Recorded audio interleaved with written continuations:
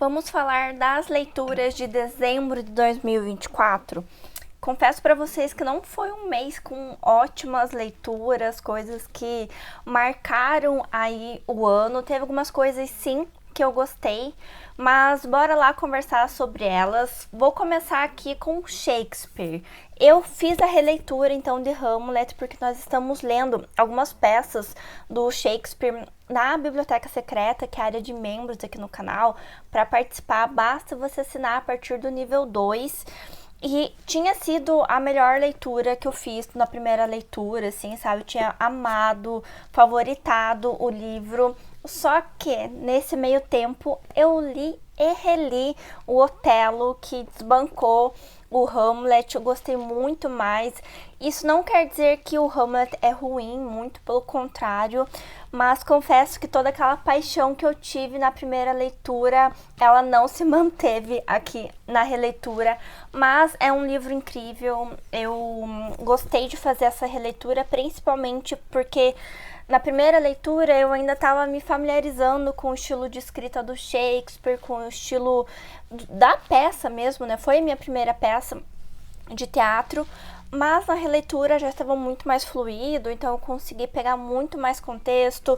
Eu fiz a leitura acompanhando todas as notas de fim que tem aqui na edição da Penguin e gostei, mas não me apaixonei por este livro. Eu acho que todo mundo conhece essa história, né, do Hamlet, que tem o seu pai assassinado. Ele não sabe que seu pai foi assassinado, mas ele é visitado pelo espírito, né, do pai, que é o Hamlet pai, que diz que foi assassinado e que ele quer que o filho vá atrás de uma vingança.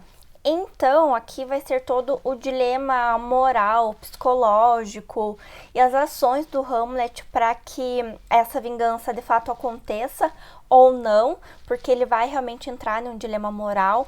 É uma ótima peça, todo mundo já ouviu falar, né? E é o tipo de livro que precisa ser lido, sabe? Eu gostei, né, muito na primeira leitura que eu fiz, de conhecer o livro onde tem tantas frases que a gente já ouviu falar em algum momento da nossa vida e encontrar isso na obra original, como há mais coisas no céu e na terra, Horácio, do que pode sonhar a tua filosofia. Então, é um livro que sim merece a leitura. Vou continuar aqui nas leituras da Penguin. Eu fiz a leitura do Primeiro Amor, do Turgenev. E confesso, gente, que eu tenho tantas expectativas com esse autor, porque eu amo de paixão o Diário de um Homem Supérfluo, que eu acabei não tendo uma boa experiência com Pais e Filhos, do mesmo autor. Curti o Primeiro Amor, mas não foi uma coisa assim também que mudou minha vida. Confesso que eu fiquei bem chocada com o final, com tudo que acontece no fim desse livro, não estava esperando, mas aqui a gente vai encontrar um jovem se apaixonando pela primeira vez por uma moça, e essa moça tem comportamentos no mínimo questionáveis, só que outra pessoa muito próxima dele também se apaixona por ela e desenvolve uma relação. Ele acha que ele vai ser o escolhido dela, né? Mas tem ali um triângulo, digamos assim, amoroso. O desfecho desse livro aqui, eu acho que ele é muito interessante. Ele quebra um pouco a expectativa do que talvez a gente tenha inicialmente. Isso eu acabei gostando. Não tem como eu falar desse desfecho sem dar spoiler. Então é um livro curto, vale a pena, né? A visita. Mas ainda tenho o Diário do Homem Supérfluo como queridinho do meu coração. E eu fiz a releitura, então, de Uma Canção de Natal, do Dickens. Eu acho que eu mantenho as mesmas impressões da primeira leitura. Eu acho que é um livro que é interessante porque ele vai passar todo esse imaginário, todo esse arquétipo, tanto do que é o Natal, quanto também desse velho ranzinza, avarento, sovina, que é o Scrooge, e isso vai aparecer em diversas outras histórias, na literatura de tantos outros autores. Então, isso eu acho aspecto positivo. Eu gosto também, né, da narrativa, só que eu tenho uma sensação que ela é uma leitura um pouco mais infantil, sabe? e que eu acho que as coisas acontecem meio rápido também, mas isso não desabou na história, isso não quer dizer que a história é ruim, tá? Aqui nós teremos o Scrooge, que é esse velho sovina avarento, como eu comentei, que é visitado por 3 espíritos, o do Natal do presente, o do passado e o do futuro, que é basicamente o que ele fez a vida até ali, o que as ações dele estão impactando no hoje e qual que é a consequência de tudo isso no longo prazo. E daí isso vai promover uma mudança interna nele, mas eu acho que as coisas acontecem um pouco rápido, sabe? Mas eu gosto, tá? Eu gosto desse livro. É o que eu consegui ler do Dickens até o momento. Vamos ver o que mais que temos aqui. Eu fiz a leitura da Civilização do Espetáculo, do Mário Vargas Llosa. Eu confesso pra vocês que é um livro que eu gostei muito de algumas passagens e outras eu fiquei meio perdida. Eu não sou uma pessoa que tenho muito conhecimento político, em alguns momentos eu fiquei meio perdida em alguns apontamentos que ele estava fazendo aqui, mas é uma leitura que foi proveitosa. Eu gosto muito dessa reflexão do comportamento social, cultural, de como a gente acaba muitas vezes tendo um comportamento de massa e não repensando as nossas decisões, né? Eu acho que em alguns momentos tem um tom moralista nesse livro aqui. Eu acho que é meio chovendo molhado dizer isso, né? Mas é um livro que vale a pena ser lido, gostei da experiência. Foi meu segundo contato com o Mário Vargas Llosa, mas confesso que não foi um livro que mudou a minha vida. Eu fiz também a releitura do Harry Potter e O Prisioneiro de Azkaban, e esse daqui continua sendo o meu livro favorito toda a série. Vamos ver se enquanto eu vá lendo, né, os próximos livros isso irá se manter, mas eu gosto muito, muito desse livro. Eu gosto de como a esperança acaba surgindo aqui, sabe, no Harry, dele encontrar um familiar dele, né, um padrinho dele, e vindo de toda uma história que tá acontecendo aqui no livro, de uma revelação muito ruim que ele tem sobre o seu passado. Eu gosto de como a Hermione é retratada como essa estudiosa, mas que nem sempre vai dar conta de tudo, ainda mais ela, né, que tenta sempre ser melhor em tudo que ela pode. Então acho que traz um pouco desse tom de temperança que a gente precisa ter. Eu gosto muito, muito desse livro, gente. Eu fiquei refletindo muito sobre como as pessoas podem nos salvar de nós mesmos, né? E eu vejo que no começo do livro o Harry tava num lugar muito ruim, né? Num aspecto mental muito ruim, que ele vai e incha, né, a sua tia lá, feito um balão, sai perdido, sai a esmo, mas que ele tem sim, né, todo esse reencontro daí com os amigos e com o próprio Sirius, que acaba sendo então esse grande porta-voz, esse grande norte que vai ser ali a esperança de que as coisas vão dar certo, que tem alguém que tem um elo muito grande com seus pais que está cuidando dele. Li também o Corte de Gelo e Estrelas, da Sarah J. Maas. Esse livro aqui, ele é considerado 3.5, tá? Porque são 3 livros, esse daqui é meio que um interlúdio, e daí a gente tem o 4º livro. O 4º livro vai ser sobre o ponto de vista de uma outra personagem, não vai ser sobre o ponto de vista da Fairy. Esse livro aqui, da Corte de Gelo e Estrelas, ele vai ser meio que um bem bolado, misturado, porque a gente tem várias histórias aqui, vários pontos de vistas, né, ao longo do livro.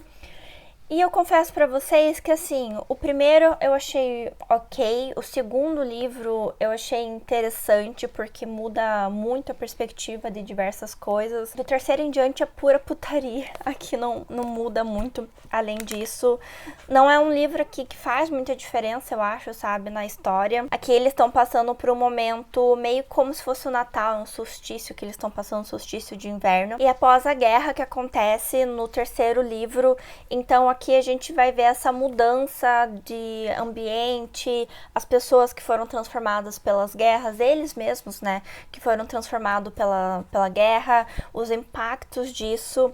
E, bom, acho que é isso que eu consigo dizer. É um livro que eu acho que até o segundo foi bom, gente. O terceiro em diante foi ladeira abaixo. A Fabi, que tem canal aqui no YouTube, vou deixar o perfil dela aqui na descrição. Ela gostou muito do 4º livro, que é o ponto de vista da Nesta, que é a irmã da Fairy, que é até então a nossa personagem principal. Eu odeio essa personagem, todo mundo diz que chega no 4º livro odiando ela, mas que sai do 4º livro gostando dela. Eu ainda tenho esse último livro daí pra terminar os livros que já foram lançados dessa saga. Eu li também, gente, o mínimo sobre literatura do professor Rodrigo Gurgel. E eu confesso que eu tava esperando que esse livro aqui fosse o meu primeiro contato com a literatura do professor. Ele tem outros livros publicados, eu acompanho ele no Instagram, mas eu tenho que admitir, assim, que eu acabei não curtindo, sabe? Talvez a minha expectativa fosse de que ele falasse sobre o mínimo que você precisa saber sobre literatura em si para que você leia livros, ou o mínimo que você precisa saber para encarar os livros, talvez alguma coisa de boas práticas, de conceitos fundamentais. Tava achando que fosse algo muito nesse aspecto, mas não é isso que eu encontrei aqui. Ele vai fazer um ensaio que ele vai explicar a importância da literatura, ele vai dizer o que a literatura abarca, como nós somos seres que nos relacionamos e crescemos na literatura. Mas eu confesso que o estilo de escrita não me agradou e não me cativou. Li assim meio que empurrada, sabe, pra terminar. Eu não achei que fez muita diferença aí na leitura esse livro pra mim. Eu fiz a leitura também do falecido Mattia Pascal, do Pirandello. E, gente, eu tava na expectativa de ler esse livro o ano inteiro. Eu acho que desde que eu vi uma resenha da Paloma, que ela fala sobre esse livro, que acabou me despertando o interesse, ele entrou no meu radar. E daí entrou como leitura do epílogo, que é o Clube da Thay. Vou deixar aqui também o perfil no Instagram dela, que ela explica um pouco sobre o epílogo. Mas eu tava com muita expectativa e eu acho que isso acabou sendo bem negativo. E eu tô percebendo que a cada vez mais que evolui o meu estilo de leitura, que eu me encontro em outros livros, que eu não gosto de livros que eles se sustentam em uma história, em uma narrativa. Eu senti isso em alguns outros livros também, mas o que eu quero dizer, eu falei, eu acho que isso em algum dos últimos vídeos aqui do canal, que eu não lembro qual foi, mas são esses livros que a gente tá muito mais entretido ali sobre a sequência de eventos, objetivos que estão acontecendo e que o autor por si só traz poucas reflexões para a obra. As reflexões que a gente tem são a partir daquilo que está escrito, mas não está na obra suscitando ali a nossa reflexão. Não que eu acho que o autor tem que fazer isso sempre, mas eu, pessoalmente, é o tipo de questionamento, tipo de coisa que eu gosto de ter. Eu achei que é um livro que traz uma temática incrível, porque aqui nós teremos uma Mattia Pascal, que um dia ele foge de casa, ganha uma dinheirada num cassino. Quando ele tá voltando pra casa, ele tem um relacionamento péssimo com a esposa e com a sogra. Dão ele por morto, né? Ele vê um jornal que encontraram ele e que falaram que era ele, que ele estava morto. Então ele usa essa oportunidade, digamos assim, para fugir, para ir embora, largar a vida dele para trás e começar uma nova vida. Eu acho que é um princípio muito interessante do que você faz com a tua vida, sabe? Quando você tem uma nova oportunidade, quem que você escolhe ser quando você pode ser qualquer pessoa. Só que eu queria que fosse um livro mais filosófico e acabou não sendo. Talvez essa minha expectativa seja também por conta do Deserto dos Tártaros, que é um livro tão introspectivo, mas ele acabou não atendendo as minhas expectativas, infelizmente, apesar de ser um livro bom. Talvez em um outro momento, numa outra leitura, eu consiga ver mais nuances positivas nele. Não pude terminar o ano sem ler mais um livro da Rosa Monteiro, neste caso foi A Louca da Casa. Eu ganhei esse livro de presente do meu marido, de presente de Natal. E esse aqui é um livro bem interessante, que ela vai fazer uma metáfora, né, do que a nossa mente, a nossa cabeça, ela tem um sótão, né, como se a nossa cabeça fosse uma casa, ela tem um sótão e nessa casa tem a louca da casa, que é a nossa imaginação. Então ela vai trabalhar muito no aspecto da imaginação, como que isso é trabalhado nas obras, como os outros autores lidam com isso. Tem um aspecto aqui que eu achei bem interessante, que ela conta uma mesma história de 3 formas diferentes, com 3 desfechos diferentes também. E ele suscita um pouco na gente aquilo de qual que é a verdade, o que de fato aconteceu, o que não aconteceu. E isso eu achei bem interessante, terminei o livro com essa dúvida. Gosto muito da escrita da Rosa Monteiro. É um livro que eu gostei, mas que ele não substitui, né, no meu coração, O Perigo de Estar Lúcida.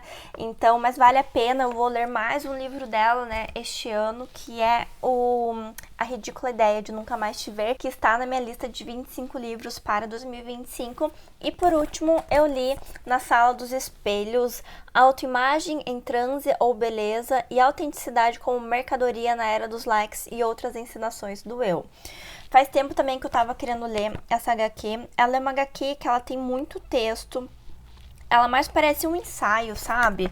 Ó, pra vocês verem como ela é por dentro, com bastante texto. Aqui a autora vai trazer opiniões de alguns filósofos. Ela usa algumas figuras populares, né, como as Kardashians, para exemplificar o que ela tá trazendo.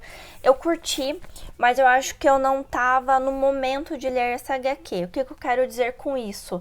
Ela faz muito uma reflexão do culto da beleza na nossa sociedade, e eu acho que como não é um tema que eu estou olhando tanto para ele agora, não é um tema que está me chamando tanto a atenção, eu acabei não aproveitando tanto a leitura. Então eu sinto que quando essa temática acabar se tornando um pouco mais importante para mim, que eu comece a refletir, que eu comece a ter pensamentos aí nesse sentido, que eu vá questionar como isso está na nossa sociedade, eu com certeza vou voltar para essa HQ aqui, porque é isso que ela aborda. Dessa forma, a gente termina aí as 10 leituras do mês de dezembro, que coroaram um ano incrível de leituras. Eu concluí 100 leituras ao longo deste ano, foi muita coisa mesmo. Deixem aqui nos comentários quais foram as últimas leituras também de vocês de dezembro, como que vocês fecharam o ano de vocês. Se você assistiu até aqui, meu muito obrigada. Agradeço, como sempre, os membros da Biblioteca Secreta que me acompanham em várias dessas leituras. Eu espero te ver no próximo vídeo aqui do canal.